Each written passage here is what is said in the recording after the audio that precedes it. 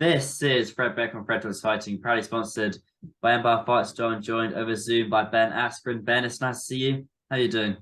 I'm doing well. I did my podcast this morning. I got a workout coming up. Life's good. When you do your workouts, is that just for fitness nowadays, or strength? What do you Yes. Yeah, today I'm helping out. I got a fighter. I don't really train fighters, but I have a kid who he wrestled at my academy, and now he actually works for our academy. Um, he's 4-0. He's in Bellator. He's got his fifth fight coming up, November 18th. So, I do a workout a week with him. Okay, that's nice then. How come you don't train fighters though? Just not a lot of interest. There's already, Duke already has a gym in this area, and my passion for wrestling is a lot greater than it is for fighting. So, I really enjoy coaching the wrestling. That's what I do. Okay, that's fair enough then. So I think we'll start with this. You got your new book out, Funky. You wrote it in lockdown. Tell me about it. Yeah, so we started during Corona. It took about 2 years. I didn't think it was going to take nearly that long. I had the help of Chuck Mindenall, who's an amazing writer. I think it came out really awesome. I think it's a fun read. I think you're going to learn a lot about me and my process of, getting where I got to, and you're going to have fun while you're doing it. And that book's available Amazon everywhere now. It's out. Yep, Amazon, Barnes and Noble, all those places. Okay, that sounds pretty good then. So I think we'll start with the fight that happened last weekend, Jake Paul versus Anderson Silva. Well, I think we'll start with going into the fight. Who do you think would have come out on top? Who do you think was going Yeah, I said it was a toss-up. I said I could see it going either way. It seems as though it was a relatively close fight, but Jake won, and he seems to be pretty good at boxing because obviously Anderson Silva's really, really high level. Yeah, so I wasn't surprised. I didn't watch it. I went to sleep with my wife. Be impressed by Jake at all? I didn't watch, but Oh, yeah, I you, mean, you must after see clips after online though, Ben.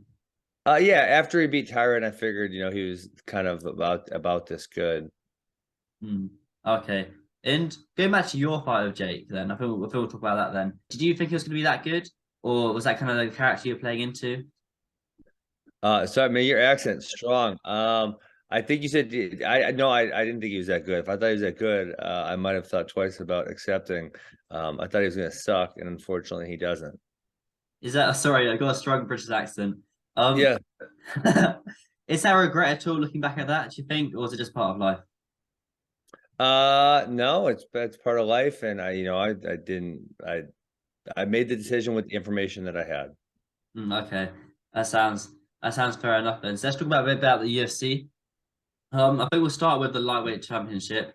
Be surprised when Charles Oliveira lost his belt? I was picking Charles, but obviously, I feel like Islam was fairly um it was hard to predict how good he was going to be. He had won a whole bunch of fights in a row, but he had not fought anyone in the top of the division. So I mean, obviously, I thought there was this chance that he was going to be really, really amazing. But we just did not know yet. And Oliveira had been on this streak where he'd beaten the best of the best of the best. Yeah, so he obviously looked great. He killed him. The Volkanovski fight's interesting because I think it's interesting to me because there are other really good people at 155. Poirier, Chandler, Gaethje, that Oliver has not fought. So usually they don't do the champ thing until the opponents within division have kind of been exhausted. I guess who knows? Maybe Volkanovski is permanently moving up. It doesn't sound like that's the case, but I guess I'm just not sure. Mm. Okay, but where do you see Islam's main weaknesses for life? I mean, at this point, it doesn't look like he has a lot, right? I mean, there's going to be someone who matches his wrestling, who's able to not get taken down, and who's going to have to outstrike him. I think that it's maybe easier said than done. Do you think Volkanovski can match anything towards his wrestling at all? Volkanovski's been relatively hard to take down. So, yeah, I don't think he'll be able to stop all takedowns, but he's not an easy guy to take down. Obviously, he fights a lot. Obviously, he fought a few times with Max, and those kind of stayed on the feet. But one thing I do want to talk about the fight that happened before that was obviously Sugar Sean O'Malley versus Peter Yan. Did you agree with the decision there? No, I mean, I scored it myself 29-28, although I thought it was the first and third rounds were really close. So kind of any way you would have sliced it, I don't really see. People were saying robbery. I don't see that. I don't see the robbery aspect at all. It was a close fight. That's how MMA fights are scored.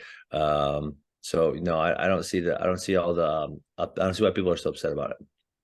But when the term robbery is used, it's more like if a fighter had won all the rounds and they didn't get a decision, rather than Well, or just it was more clear. I invested in this app called Verdict.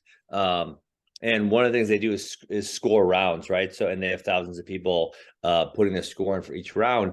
And so, if you see like a 9.7 or 9.8 on there, and it goes the other way on the official judges scorecard, you're like, wow, almost everybody thought it was the other way. Like no one thought it was this way. But then on Verdict for that, do you ever use the Verdict app? I never heard of it before. Go check it out. It's awesome. On that one though, it was 9.65 for Peter Yan in the first round, and then 9.55 for Peter Yan in the last round. So 9.55.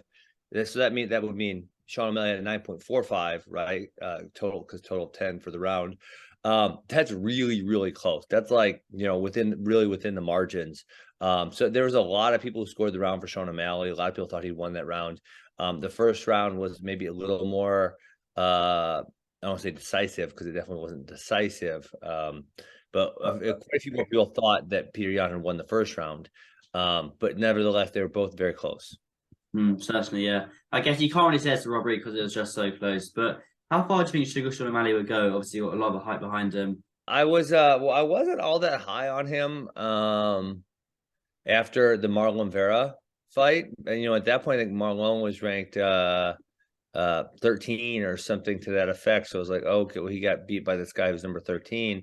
He's not that good. And now now he's up to number 1, and Marlon Vera also. It's funny because Sean O'Malley jumped Marlon Vera, even though Marlon Vera I believe has continued to win. Now I need to fact check myself on this one. Marlon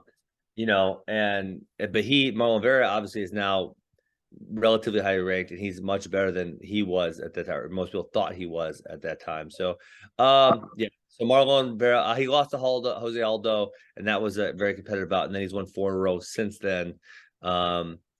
So he's kind of on a nice hot streak also. Aljo, I think, I guess we'll see. I think wrestlers could pose problems for O'Malley because he doesn't have the greatest takedown defense. He's taken on a few times by Yan. Aljo obviously has great takedowns. And then Henry Cejudo is considering a comeback, and he suggested maybe that is the next fight for him. So I guess we'll see where it goes. Do you really think Henry's going to come back though, or was that just him talking on Twitter? I guess he's in the USADA testing pool, so we'll see. I would venture to guess if he's in the USADA. If you took the time to get in the USADA testing pool, there's a decent chance that you want to fight somebody. So I didn't know actually he was in the USADA testing pool. But Ben, I'll let you go. Get on the rest of the day. But what else you got coming up yourself in the next few weeks? What do you got on the menu? Nothing all that exciting for me. I mean, my life is I coach wrestling, I do some podcasting, I just put out a book, right? So I guess trying to do some interviews and talk about the book a lot. And that's really it. I'm going to watch Jordan Newman at Bellator. I got a trip to Arizona planned. I'm going to Austin, watch the Wrestling All-Star Classic. I know my life's not that exciting for fight fans, but I'm gonna have a good time. That's awesome. I'll put the link for the book in the description. And Ben, thanks so much for your time. I'm sure I'll catch you soon, mate. Have a great day. See ya.